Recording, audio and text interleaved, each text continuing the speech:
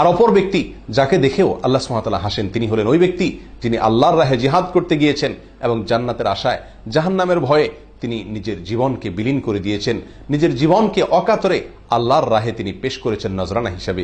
এই ব্যক্তিকে দেখেও আল্লাহ তাআলা হাসেন এবং তার ফেরেশতাদের সঙ্গে একই রকমের কথোপকথন তিনি করে থাকেন।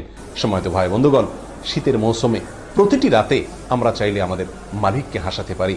মুসনাদ আহমদে বর্ণিত এক হাদিসে রাসূল করিম সাল্লাল্লাহু আলাইহি ওয়াসাল্লাম ইরশাদ করেছেন, ইযা যাহিকা রাব্বুকা ইলা আবদিন ফিদ দুনিয়া ফালা হিসাবা আলাইহি, দুনিয়াতে তোমার রব যদি তার বান্দার কোনো কাজে তিনি হাসেন, তাহলে আখিরাতে ওই ব্যক্তির আর কোনো হিসাব গ্রহণ করা হবে না, বিনা হিসাবে সে জান্নাতে যাওয়ার সৌভাগ্য অর্জন করবে।